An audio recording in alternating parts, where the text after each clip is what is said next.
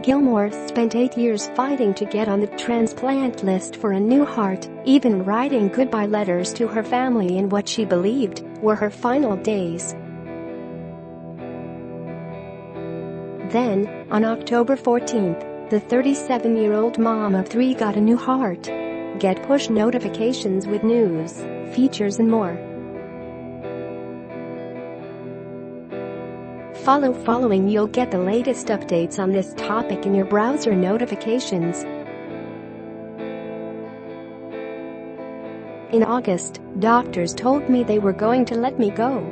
All I could think about was how I was going to tell my kids that I wouldn't be here anymore, Gilmore tells People, adding that she was told she was going to die. When I got my transplant, I woke up feeling like a whole new person. Now, life is new. Mummy's back. It all started in 2010 when Gilmore, of Winston-Salem, North Carolina, was pregnant with her 3rd child, Corey Gilmore, now 8 years old. She was 7 months pregnant when doctors diagnosed her with peripartum cardiomyopathy, a rare form of heart failure that develops late in a pregnancy or after giving birth, according to the American Heart Association. I was scared. I had never heard of this disease.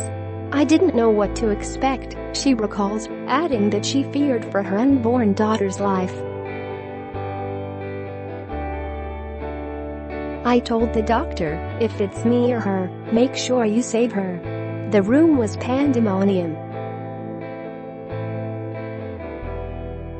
She gave birth to Corey 3 months early, and the newborn weighed only 3 pounds. Gilmore says doctors expected her heart condition to improve, but the illness consumed her life for the next 8 years. Things got progressively worse after that, she tells People. The hardest part was my absence. There was a lot of guilt that comes along with not being able to go to the back-to-school nights because you're sick, or parent-teacher conferences because you're sick. Gilmore went to 4 different hospitals in North Carolina over the next few years, desperately trying to make it onto the transplant list. She was turned down 4 times, with several doctors giving various reasons, including Gilmore's weight, her being too sick, her not being sick enough, not having a large support system, and even 2 of her children having different fathers.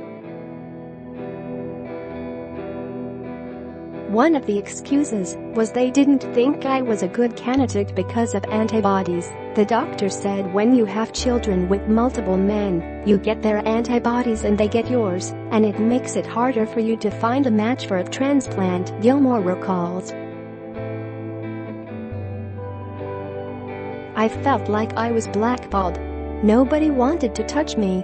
There was absolutely nothing I could do on my end to get anyone to say let's list her.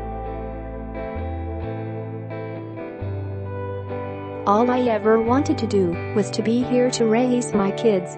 I was fighting to be a mother to my kids. Gilmore spent nearly 2 weeks on life support from last August to early September after doctors at a North Carolina hospital told her there was nothing they could do for her. Before that, Gilmore feared the worst and wrote goodbye letters to her children, Shane Gray, 17, Corey Gilmore, 8, and John Gilmore, 13. My daughter, I assumed she would be 18 when her dad would give her the letter, she recalls. I wrote that I was sorry, that I wasn't able to be there for her. I told her that I never gave up, but my body did. It was pep talks for each of my kids, encouraging them. Then, something wonderful happened. Doctors at the VCU Health Poly Heart Center in Richmond, Virginia, learned of Gilmore's condition and agreed to help her. On September 18, she was placed on the transplant list, and, just weeks later, the devoted mom learned she would have a new heart. "It's a shame that I had to go to another state to get what I needed. But I'm grateful to VCU. I'm still amazed at how fast everything fell into place. It's been 8 years, and I'm in awe."